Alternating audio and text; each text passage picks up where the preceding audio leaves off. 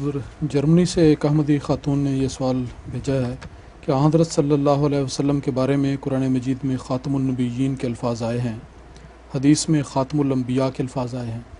سوال یہ ہے کہ غیر احمدیوں نے ختم نبوت کی جو اصطلاح بنائی ہے، اس کا ماخذ اور پس منظر کیا ہے؟ ختم نبوت کی اصطلاح ایک تو ہے نا سرسری ان معنوں میں کہ نبوت آپ پر درجہ کمال کو پہنچ گئی، ان معنوں میں تو جائز ہے۔ جہاں تک مجھے یاد ہے حضرت مسیح علیہ السلام نے بھی ان معنوں میں ختم نبوت کی اصطلاح استعمال فرمائی ہے، پرانے بزرگوں نے بھی استعمال فرمائی ہے کہ نبوت کو ختم کر دیا، یعنی اس مقام تک پہنچ گئے جہاں نبوت انسان کو پہنچا سکتی تھی، آخری درجہ کمال کو پہنچ گئے نبوت میں۔ یہ جائز ہے کیونکہ یہ خاتم النبیین کے معنوں کے عین مطابق ہے، لیکن یہ کہنا جائز نہیں کہ نبوت کو ختم کر دیا، کیونکہ نبوت کو ختم کر دیا جو ہے وہ بہت ہی خطرناک اصطلاح ہے، جس کا مطلب ہے ان نبی تمام لوگوں کی، تمام دنیا کے نبیوں کی نبوتیں ختم کر دیں، اور اس میں آنے والے نہیں بلکہ گزشتہ شامل ہوں گے، کیونکہ ان نبیین میں وہ معروف انبیاء ہیں اور تمام انبیاء ہیں جو آپ سے پہلے گزر گئے، ہر ایک کی نبوت کو ختم کر ڈالا۔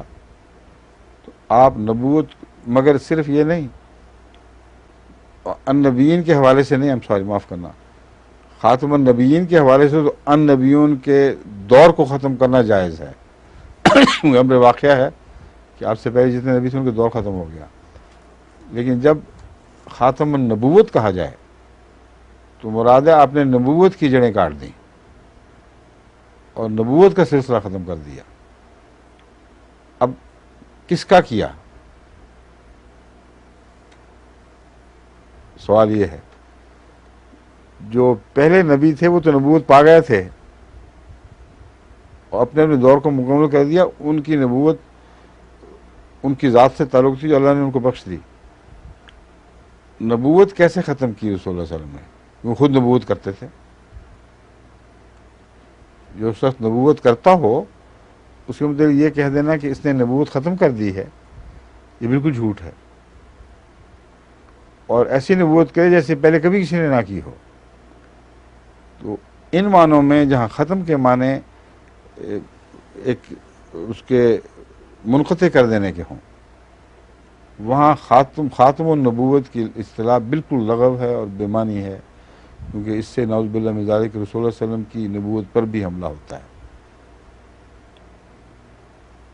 دوسرے نبیوں کی ختم کرنا اور بات ہے، لیکن نبوت بحیثیت نبوت کو ختم کر دینا، یہ حضرت صلی اللہ علیہ وسلم پر اطلاق پا ہی نہیں سکتا، کیونکہ آپ تو نبوت کے ان معانی پر بھی فائز تھے جن معانی کا پہلے انبیاء کو علم بھی نہیں تھا،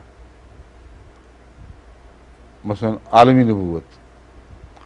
تو آپ نے تو نبوت کو یوں ایسے مقام تک پہنچا دیا ہے کہ وہ پھر کبھی ختم نہ ہو، اور پھر آپ کی نبوت قیامت تک جاری، تو نبوت کیسے ختم کر دیا آپ نے؟